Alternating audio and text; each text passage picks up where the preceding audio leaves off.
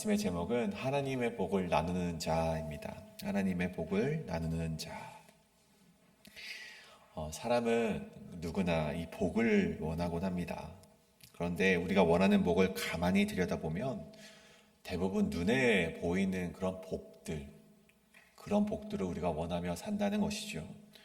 더 좋은 자리나, 더 안정된 삶이나, 더 많은 소유, 더 많은 인정을 받으며 살아가길 원한다는 것이겠죠. 그래서 오늘 요셉의 이야기를 읽을 때에도 우리는 자꾸만 마지막 장면에 시선을 빼앗기곤 합니다. 감옥에서 나와서 애굽의 2인자, 이 바로의 왕자 다음이 된 애굽의 총리가 된 우리 요셉, 그것을 우리가 좀 집중해서 보곤 한다는 것이겠죠. 그래서 모든 사람 앞에 높임을 받은 요셉을 보면서 역시 하나님을 믿으면 우리가 이렇게 성공할 수 있다, 결국 잘 되게 된다 라고 우리가 생각을 하곤 한다는 것입니다.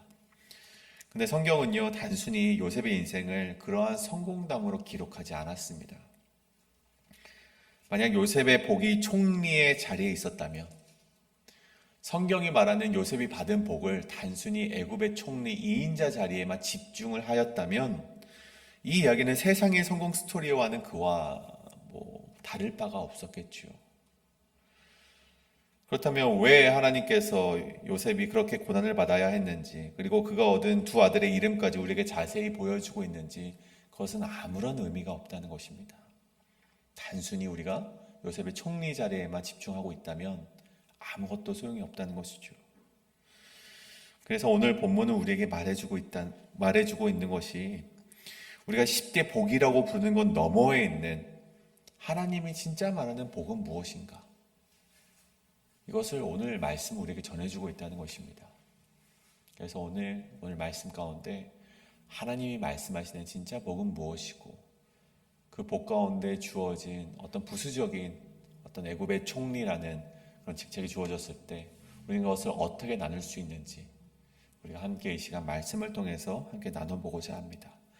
오늘 두 가지를 함께 나눠볼 텐데, 오늘 첫 번째 말씀은 하나님의 영에 감동된 자에게 주어진 진짜 복을 기억하라입니다. 하나님의 영에 감동된 자에게 주어진 진짜 복을 기억하라. 먼저 38절의 말씀입니다. 바로가 그의 신하들에게 이르되 이와 같이 하나님의 영에 감동된 사람을 우리가 어찌 찾을 수 있으리요. 참 멋있는 고백인데, 이 고백을 여러분 누가 했습니까? 같은 신앙을 가졌던 사람들이 했던 고백이 아닙니다. 우리가 같이 교회에서 그 정제된 신앙의 언어로 우리에게 고백된 그런 고백이 아니라, 당시에 하나님을 전혀 믿지 않았고 오히려 태양의 신을 숭배하고 자신을 신의 아들이라고 여겼던 당대 최고의 권력자 애굽왕 바로의 입에서 터져나온 고백이 바로 오늘 38절의 고백이었습니다. 이와 같이 하나님의 영에 감동된 사람을 우리가 어찌 찾을 수 있으리요. 여러분, 세상의 눈으로 보면 요셉은 정말 보잘것없는 존재였습니다. 이방 땅에서 넘어와서 전과자였고 그저 노예에 불과한 인물이었죠. 세상의 눈으로 볼 때 정말 그렇다 할 족보를 가진 이도 없었습니다. 물론 믿음의 눈으로 보면 아브라함을 조상으로 가진 정말 그런 요셉의 그런 배경이 정말 대단해 보이지만, 세상의 눈으로 볼 때는 여러분 그냥 근동지방에 하나 있는 족보 하나 가진 사람에 불과했겠죠. 든든한 뒷배경이나 인맥도 없었습니다. 그런데 오늘 그런 보잘것없는, 세상에 볼 때 보잘것없어 보이는 요셉이 그렇게 높임받을 수 있었던 이유, 이 바로에게 그렇게 칭송받을 수 있었던 이유가 무엇입니까?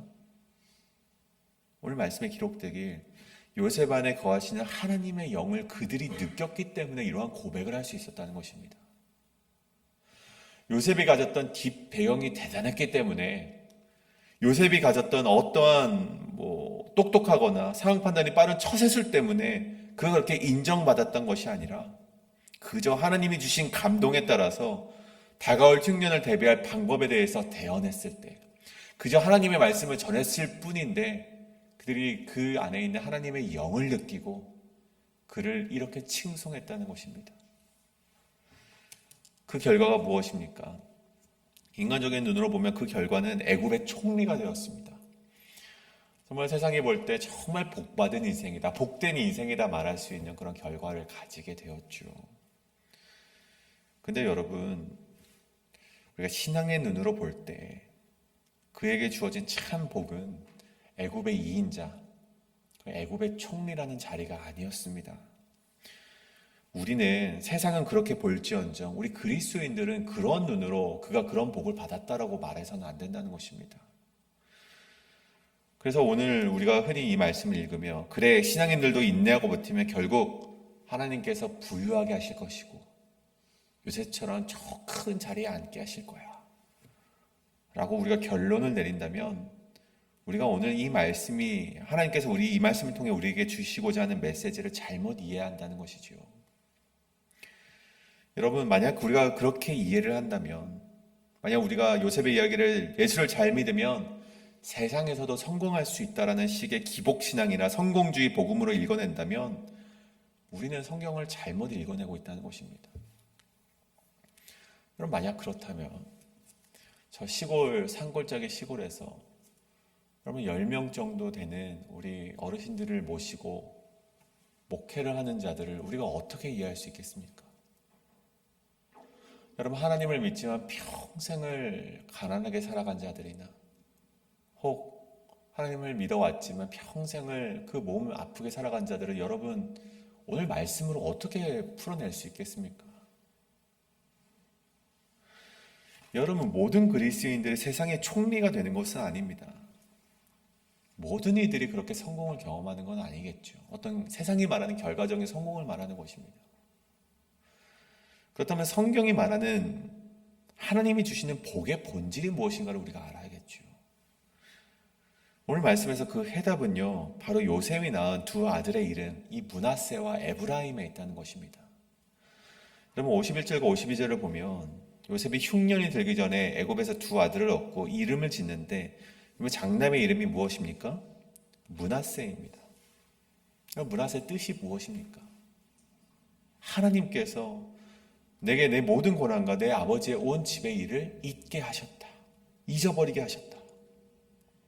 여러분, 이게 므낫세의 이름입니다. 여러분, 에브라임의 이름의 뜻은 무엇입니까? 하나님이 나를 내가 수고한 땅에서 번성하게 하셨다. 이것이 여러분 에브라임의 뜻의 이름입니다. 여러분, 한번 생각을 해보십시오. 형들에게 배신을 당했습니다. 이제 표건 목사님 말씀처럼 물론 이제 눈치가 없이 행동을 해서 그렇게 형에게 미움을 받든 그런 일이 벌어졌던 어쨌든 형에게 배신을 받았습니다. 그리고 팔려갔죠. 애굽의 땅으로 팔려갔을 때 여러분 이 요셉이 가지게 되었을 그 절망감은 얼마나 여러분 정말 얼마나 컸겠습니까? 보디발의 아내에게 억울한 누명을 쓰고 감옥에 갇혔을 때 여러분 그 마음이 얼마나 억울했겠습니까? 여러분 그 수년간의 시간 동안에 여러분 그 마음 가운데 하나님을 의지하긴 했지만 그 마음 가운데 내가 형들에게 복수를 해야 되지 않을까? 내가 정말 이 누명을 벗으면은 내가 이 억울함을 어떻게든 저들에게 갚아줘야 되지 않을까? 이런 생각을 여러분 왜 하지 않았겠습니까? 연약한 죄인이었기 때문에 그 마음속에 그런 마음도 있었겠죠. 여러분 그것을 경험한 자가 총리가 되었습니다. 여러분 가장 먼저 여러분 인간적으로 볼 때 무엇을 해야 했겠습니까? 이렇게 인간적으로 생각해 보자면 자신을 팔아넘긴 형들을 저 같으면 수배를 할 것 같습니다. 그리고 보디발의 아내와 그리고 보디발에게 찾아가서 내가 아니라고 했잖아. 왜 나를 못 믿어? 하면서 그를 좀 어떤 벌을 내리지 않았겠습니까? 여러분 제가 그렇게 복수를 한다고 해도 여러분 주위에서 볼 때 요셉이 그럴만하지. 온갖 순환과 고초를 겪었는데 그럴만하지라고 사람들에게 이해를 받을 만한 행위였을 것입니다. 근데 오늘 말씀을 보면 그렇게 하지 않았다는 것이죠. 오늘 말씀에 요셉이 총리가 되자마자 했던 것은 그 바로에게 꾼 꿈을 정말 그것이 어떻게 이루어지는지 보기 위해서 순찰을 나갑니다. 애굽 땅을 순찰을 나가는 것이 먼저였습니다. 복수가 먼저가 아니었죠. 자신의 앙금을 되갚음이 먼저가 아니었습니다. 왜 그렇습니까? 여러분, 오늘 하나님께서 요셉에게 주신 첫 번째 복이 무엇입니까? 바로 므낫세에 있었다는 것입니다. 즉 뼈저린 과거의 상처와 원망을 완전히 덮어주시고 치유해 주신 것, 그래서 복수의 피비린내로부터 마음을 자유롭게 해주신 것, 이것이 바로 요셉이 얻었던 진정한 첫 번째 복이라는 것입니다. 두 번째 요셉이 얻었던 복은 무엇입니까? 에브라임이었죠. 자신을 노예로 만들고 죄수로 썩게 만들었던 고난의 땅 애굽에서 오히려 생명의 열매를 맺게 하신 하나님의 은혜를 이곳에서 경험하게 된 것, 그것이 바로 요셉이 얻었던 두 번째 복이라는 것입니다. 여러분, 이것이 바로 요셉이 경험했던 진정한 복, 애굽의 총리가 된 것, 그것이 진짜 복이 아니라 그가 경험한 진정한 자유, 그런 복수의 그런 그늘에서부터 나음을 얻고 치유를 얻고 자유를 얻게 된 것, 그곳에서 우리가 살아갈 수 있는 기쁨을 맞이하게 될 수 있고 열매를 맺게 된 것, 생명의 열매를 맺게 된 것이 바로 요셉이 얻었던 진정한 하나님의 복이라는 것입니다. 우리가 세상에서는 남들보다 더 높은 자리에 오르지 못할 수도 있습니다. 남들보다 조금 더 어렵게 살아갈 수 있고, 남들이 말하는, 세상이 말하는 정말 이 탄탄대로로 걸어가지 못할 수도 있습니다. 하지만 내 안에 하나님의 영이 함께 하셔서 과거의 상처로부터 자유로워지고, 내가 지금 처한 척박하고 힘든 현실의 땅 속에서도 원망 대신에 감사의 열매를 맺어낼 수 있다면 우리는 요셉과 같은 위대한 성공자가 될 수 있다는 것입니다. 여러분, 만약 이 요셉이 수단과 방법을 가리지 않고 어떤 출세욕에 눈이 멀어서 정말 이 총리의 자리로 올라가고 싶어 했다면, 여러분, 그 인생이, 만약에 그렇게 해서 정치를 해냈다면 그것이 참 복된 인생이라 말할 수 있겠습니까? 애굽의 총리가 되어서 여전히 그 마음속에 복수심이 가득하고 정말 어떻게든 내가 저들을 죽여내리라, 내가 갚아주리라 라고 생각했다면, 여러분, 우리는 그 인생을 복된 인생이라고 말할 수 있었겠습니까? 여러분, 우리에게 있는 진짜 복은 어떠한 자리가 아닙니다. 우리에게 주어진 진짜 복은 내면으로부터 우리를 자유하게 하시는, 어떤 우리의 고통으로부터 자유하게 하시는 하나님의 그 자유함, 하나님이 주시는 구원, 그것이 우리에게 진짜 복임을 반드시 기억하시는 여러분 되시길 간절히 소원합니다. 이 시간 우리가 바로의 금반지를 부러워하기보다 여러분의 내면에 있는 어떠한 상처가 치유되고 구원을 얻고 열매를 맺는 므낫세와 에브라임의 복이 여러분의 삶 가운데 가득하시기를 간절히 소원합니다. 이것이 바로 오늘 말씀의 첫 번째, 하나님의 영에 감동된 자에게 주어진 진짜 복을 기억하라입니다. 오늘 마지막 말씀 두 번째는 하나님이 주신 복은 나만을 위한 것이 아님을 기억하라입니다. 요셉이 해석한 꿈대로 애굽 땅에 내렸던 7년의 풍년이 끝납니다. 그리고 요셉의 말과 같이 7해 흉년이 들기 시작하죠. 근데 이 흉년은 단순히 애굽이라는 지역, 이집트라는 지역에만 국한된 것이 아니었습니다. 오늘 마지막 말씀을 보시면 기근이 온 세상의 심함이었더라라고 기록이 되어 있죠.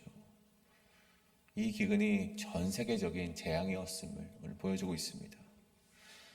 그래서 이 재앙 가운데 허덕이는 백성들이 누구에게 부르짖습니까? 애굽 왕, 이 바로에게 부르짖게 됩니다. 55절에 자기에게 찾아온 그런 백성에게 바로가 무엇라 말하는지를 보면, 바로가 모든 애굽 백성에게 이르되 나에게 오지 말고 이것을 주관하고 있는 자가 따로 있다. 누구입니까? 요셉에게 가서, 너희는 모두 다 요셉에게 가서 그가 이르는 대로 행동하라 라고 말을 합니다. 여러분, 전 세계가 이 기근 때문에 먹을 것이 없어서 죽음을 앞두고 있습니다. 돈도 권력도 이 거대한 기근 앞에서는 아무런 도움이 되지 않습니다. 오직 생명을 연장할 수 있는 유일한 곳이 있는데, 그곳은 7년의 풍년으로 곡식을 바다의 모래같이 쌓아둔 애굽의 곡식 창고였고, 그 곡식 창고의 그 주관자가 바로 이 요셉이었다는 것입니다. 우리는 이 부분에서 요셉의 인생에 개입하신 하나님의 뜻을 비로소 발견해낼 수 있다는 것이죠. 하나님은 왜 그토록 요셉을 험난한 길로 몰아넣으셨습니까?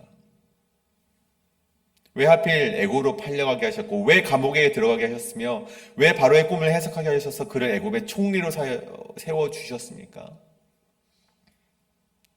그럼 그것은 단순히 요셉 개인으로 하여금 좋은 옷을 입고, 야 그래 너 고생 많이 했지, 고생 많이 했고 그 가운데에서도 나를 향한 신앙을 잃지 않았지? 그러면 너가 이 복을 다 누려도 돼. 그건 너의 몫이야. 뭐 이런 식으로 하나님께서 말씀하셨습니까? 여러분 그렇지 않습니다. 여러분 하나님이 주어진 그 복은요, 그 복 가운데 부수적으로 우리에게 주어진 어떤 자리들은요, 여러분 그것은 나만을 누리고자 하나님께서 주신 자리가 아니라는 것입니다. 나만 잘 먹고 나만 잘 살게 하는 그런 얄팍한 뜻이 하나님의 뜻이 아니라는 것이죠. 요셉에게 허락하신 이 자리는 요셉 자신을 위한 것이 아니라 기근에 빠져 죽어가는 세상을 살리기 위한 생명의 통로로서 주어진 그런 생명의 자리라는 것입니다. 더 나아가 궁극적으로는 이 기근 속에 굶주리고 있었던 아버지 야곱과 그의 형제들, 즉 훗날 예수 그리스도가 태어나시게 될 이스라엘이라는 언약의 백성을 보존하시기 위한 하나님의 뜻이었음을 우리는 기억해야만 한다는 것입니다. 여러분 이 뜻을 알고 있었습니다. 요셉은요.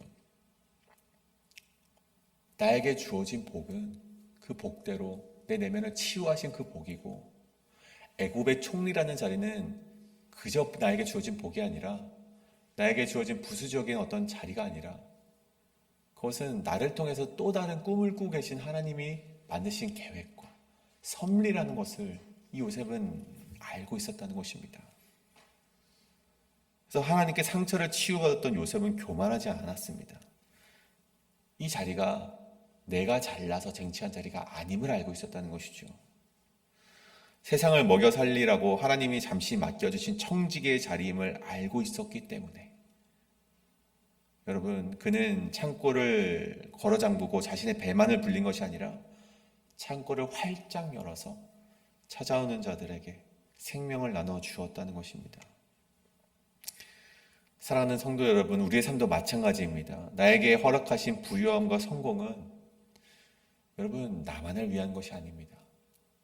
나를 어떤 세상이 보기에 성공의 자리에 앉히셨다면 그것은 하나님께서 자신의 나라를 이루기 위한 통로로서 나를 세우셨음을 우리는 기억해야만 한다는 것입니다. 세상은 지금도 극심한 기근에 시달리고 있습니다. 단순히 물질적인 기근을 말하는 것이 아니죠.